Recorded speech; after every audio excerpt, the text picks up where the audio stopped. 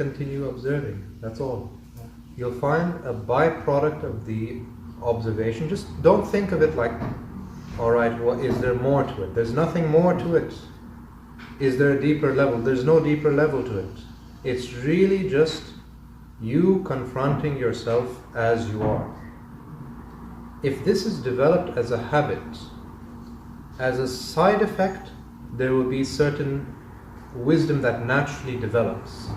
For example, because it's become so habitual for you to learn to observe your experience from moment to moment, you just have an instinctive intelligence that tells you really very clearly all experience is impermanent. You get me? But that has to become a wisdom which is inseparable. You have to become that teaching. It's not a teaching of impermanence. You have to become that teaching. So without even thinking, there's an intelligence, a button that's already on that says, okay, nothing is worth clinging to. I've seen all the experiences impermanent. Another thing you realize, what's another side effect of seeing the impermanence of the human experience?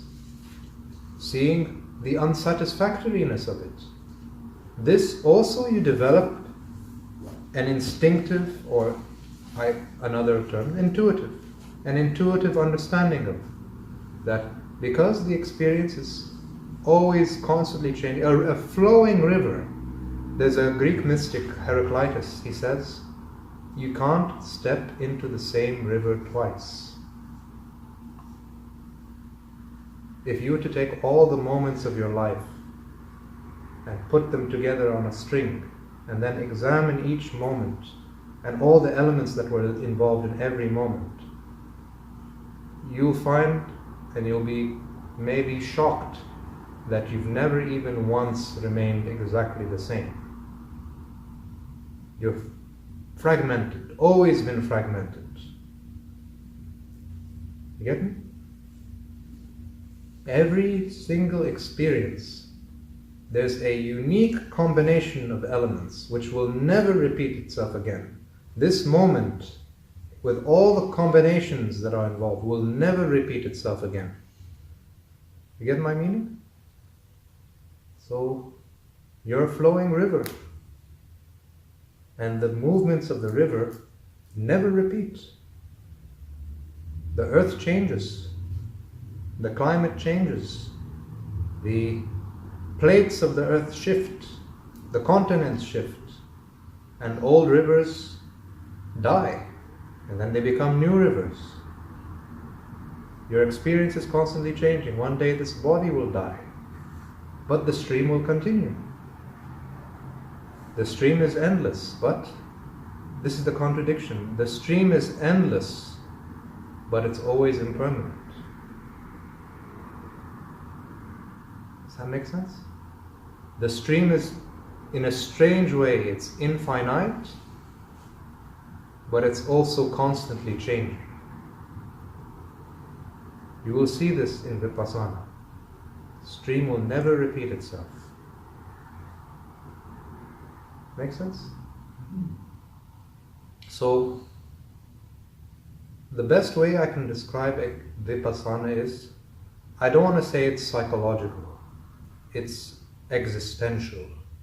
Meaning it's a direct confrontation with existence inside you. And a confrontation which is very honest. To learn to see yourself as you are, without deceiving, without lying to yourself. Being sensitive to, okay, I'm observing this, a reaction happens in me. How much am I seeing the reality, and how much am I falling into mental projection? And if you catch yourself falling into mental projection, that is part of your clarity.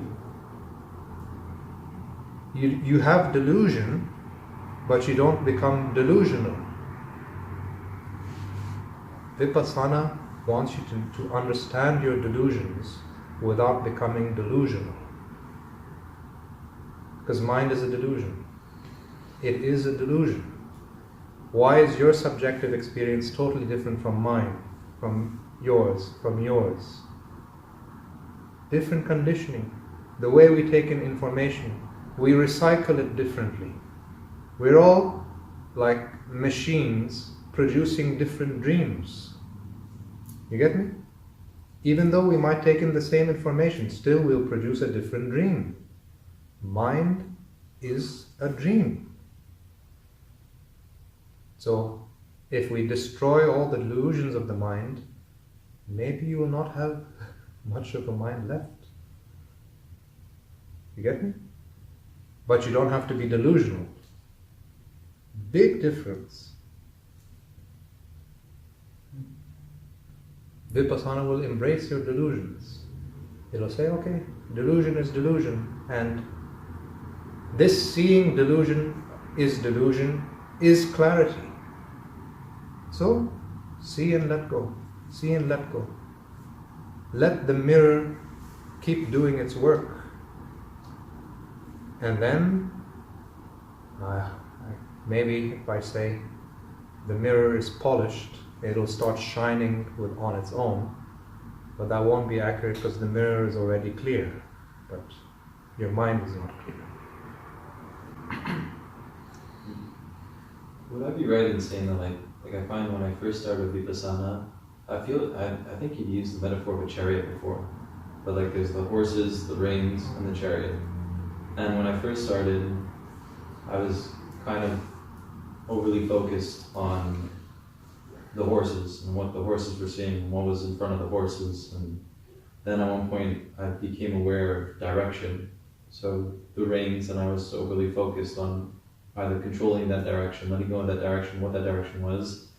And then recently, sometimes I'll be able to just be in the chariot and the reins go where they like, the horses see what they see. I'm simply observing the interconnection between it all without having a hand in its variations. And then beyond that, I don't know what the next, you become the wind or something. Is that somewhat correct in approach? Or? Yeah. Seeing the chariot and the horses and the driver and the rider of the chariot and the reins, and outside of that there's no cart. Yeah, yeah. So there is no independent I in exactly the same way. Vipassana is pointing towards this exactly. Yeah. But for that you have to see the whole chariot. Concentration says, look just at the horses. Look just at the driver. Just look at the chariot. You sit and you just concentrate on the body. You're looking at the chariot. Actually, you're not even looking at the full chariot. You're looking at the part of the chariot with the wheels. But the whole chariot together, all the elements have to be included. And then at a certain point, I would assume you stop looking and you just start being whatever it is. No, eventually what starts happening is you'll have this shifting moment-to-moment experience. This is where the insight of Shunya comes. When this starts happening, but without, you'll see that the I falls away. Yeah. You get me? Yeah. The falling away of the I, while still maintaining this dynamic experience. This is Shunya. Get me? Shunya is, don't think it's like a special state that's transcendental. It's just the falling away of the I. And with the falling away of the I, there's no longer a dualism. Seeing is just seeing. Hearing is just hearing. Smelling is just smelling. There's no I which is the thinker, or I which is the smeller, or the feeler, or the dreamer. There's just the dreaming, there's just the feeling, there's just the seeing. Beginner's mind, pure experience.